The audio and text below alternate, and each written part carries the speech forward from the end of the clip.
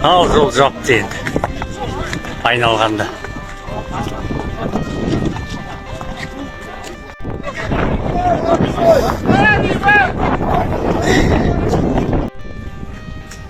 Зачаганск бау-бақша серіктестігі.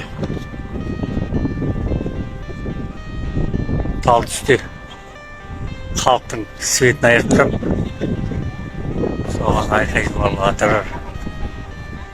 Бүгін үші, екінші ай Орал халық жол жауамыз деп бәрі осы жерге жиналды. Донесете же, қазақша, анда алып барыңыз, обязательно алып барыңыз соны. Почему они из кабинета не выходят? Кто татыңызшы? Почему они из кабинета не выходят? Жап-жас жігіт наңараңызшы, он здоровее меня. Что, трудно что ли? Одно воскресенье не попить, на пешной, на рыбалку не пойти. Вышел, оделся, как и Айту, и Иманғали Ағасек. Одел спортивку, вышел, Аким Сельский, или вот тут Альбек тоже там, с областного акимата. Увидел КамАЗ, ну-ка за ним, грязу везет. Куда везет он? Давай за ним. Приехал, он выгружает, подъехал. Я с акимата областного. Так, водитель, да? Не галпирный, қайдан алып келдің сен мынаны? Так, где этот на? Вызывайте сюда. 102, қайда ана, кім ответственный жағы, мына кісі. Мында кел, өзің кел мында. Пускай он придет. Я не вот, назад. Разберитесь. В чем дело? Один-два рейда такой сделал, прекратят таскать в резу. Я вам говорю, прекратят. Почему не шықпайды оларды түсінбеймін? Вышел, он сейчас говорит, вы, говорит, знаете, списки, говорит, а вот говорит, телевизор решил, айқай улватыр. Так, там кипиш идет, да, смотри, да? Я акиматский работник. Вы донесите это, вот это практиковать надо, в моду внедрить. Там кипиш идет. Ага, дай-ка я в воскресенье туда пойду. Пришел, пошел, походил, посмотрел, увидел что-то. А почему вы так делаете? Кто вам такое разрешил? Сразу там вызвал, кто там, 02, 102, кто, всех дорожный, кто там отвечает. Все пришли, займитесь, разберитесь, доложите Акиму в письменном виде. Все, ума много не надо, Гарвард заканчивать не надо, ничего.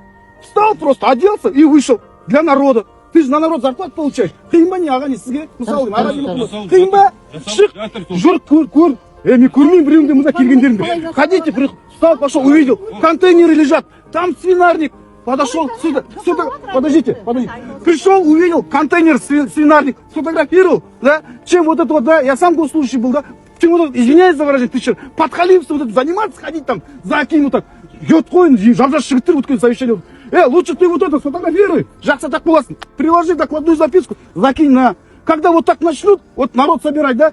Возьми эту папку полную в руки себе, приди на счет вот так, апа, сен жұмыс жасамайсың, апа, стоп, кешірерсіз.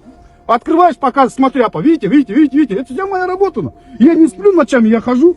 Вот, а он заводится, индивидуально. А вы пришли как, извиняюсь, так қайталанып тұр, қараңызшы. Құдалыққа келіп тұрған сияқты түрлерін қарасаң бар ғой.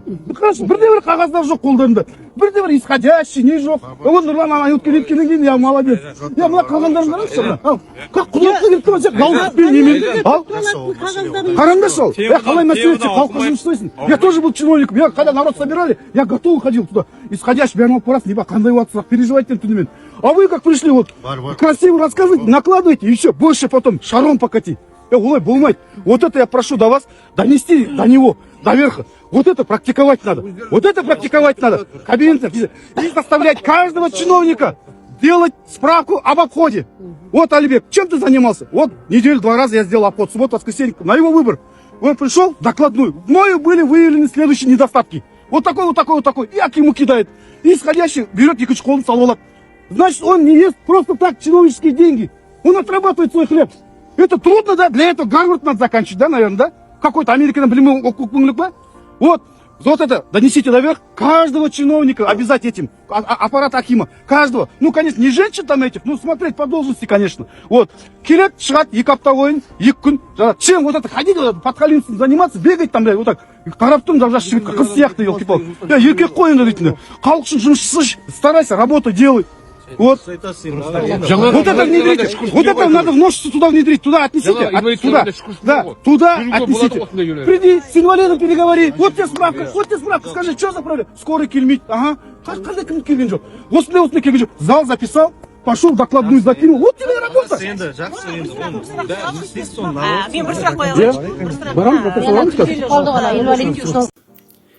Ассаламу алейкум. Маңғыстаудан атын Нұрлан. Айта кететін жағдай, біздерде сыбайлас жемқорлық көбейіп кетті ғой, сыбайлас жемқорлар. Сол жөнінде антикорға барғанмын, антикор Маңғыстау. айтқанда былай, олар тексеруге неше заң жоқ алып тастаған.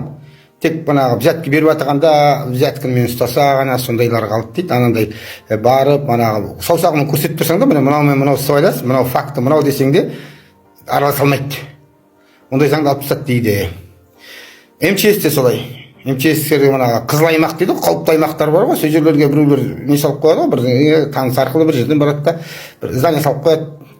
Енді ол халыққа кедергі болып тұр, жол жауып тұр. Енді соны айтсаң, МЧС айтады, біз оған ештеңе дей алмаймыз, қауіпті аймақ болса да, біздерге тексеруге заң жоқ деп тұр. Заңды алып тастады дейді, Қазақстан бойынша. Сосын сыбайластарға бәрібір кез келген жерден салып ала береді. Енді манағыдай керек затын істеп жатыр да. Сондықтан сыбайлас көбейіп тұр. Оның бір дәлелі кеше осы бізде қоғамдық кеңесте бір жерден казино ашылды деп естіп, соның бір видеолары бар. Ішін терезеден жауып тастаған, станция маңғышлар жақта. Соған енді полицияға айтылды, олар тексере алмаймыз деп тұр. Заңды алып тастаған, заң жоқ тексеретін. Енді соған мана мониторинг жасап, қоғамдық кеңесте ертіп бір сондай шаруалар да. Бұл заңды орнына қою керек, одан басқа сыбайластар азаймайды, одан сайын көбейе береді. Сол қызыл аймаққа салып алады, ешкім тексере алмайды екен. Соң ойлап отырмын, мен де бір жерге барып сарай салып аламын ба, ешкімнен сұрамай-ақ. Ешкім үндемейтін болса, несі бар дегендей ғой, қызық. Сосын былай, заңсыз құрылыс салып жатыр да, жердің документ дұрыс емес, құрылыс салып жатыр да бір жерде. Біздің ауылда. Содан биіктеп кетті мана құрылыс, бір құлады да, бір адам өліп қалды. Ештеңе болмағандай, сол құрылыс әлі тұр. МЧС-терде араласа алмайды, ешкім араласа. Сол неге араласа алмайды, түсініксіз. Сол заңды қалай орнына қою керек енді. Мысалға, СЕС мектептер тексере алмайды. Балдар отравление болып больницаға түседі. Сондай да мына МЧС бара алмайды, антикор бара алмайды, прокуратура да бара алмайды, ешкім бара алмайды. Сондай заманға келдік. 15-ші жылдар алып тастады дейді соны. Сол заңды, заң шығаратын органдар бар ғой. Солар неге көрмей отыр ма, білмей отыр ма әлде соның осындай екен. Әлде әдейі істеп отыр ма сыбайластарды көбейту үшін. Түсініксіз. Соны заңды орнына қойып қою керек қайтадан. Ең болмаса мектептегі балдарды қорғап қояйық. Сол ғой. Сұмдық жағдай мынау деген.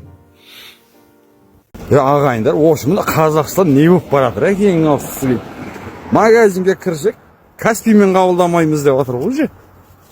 Налог қойып қойған, штраф салып жатыр. Не болып кетті бұл? Каспиймен ала алмай жатыр ғой, Каспиймен. Нәлішке тауыптыңдар дейді бізге. Сол нәлішке кезінде деймін да, нәлішке болып тұра беру керек еді деймін да. Каспийді ашты, адамдардың бәрін Каспийге үйретті, ал енді қысымға алып налог төлетіп жатыр. 250 мыңнан асып кетсе, ой, бәлә шеше. Өмір сүруге, в общем, невозможно болып қалды ма Қазақстанда бар ғой. Өкімет дату ашпа немене халықтан жей ма сонда барлық нәрсені. Штрафты да халық төлеп жатыр шеше. В общем, өкімет халық бағып жатыр ғой, халықты өкімет бағудың орнына шеше. Өткен Қазақстанның құрсын шеше. Скоро бәрі көшіп кетеді ау шеше. Құдай ақы бар ғой.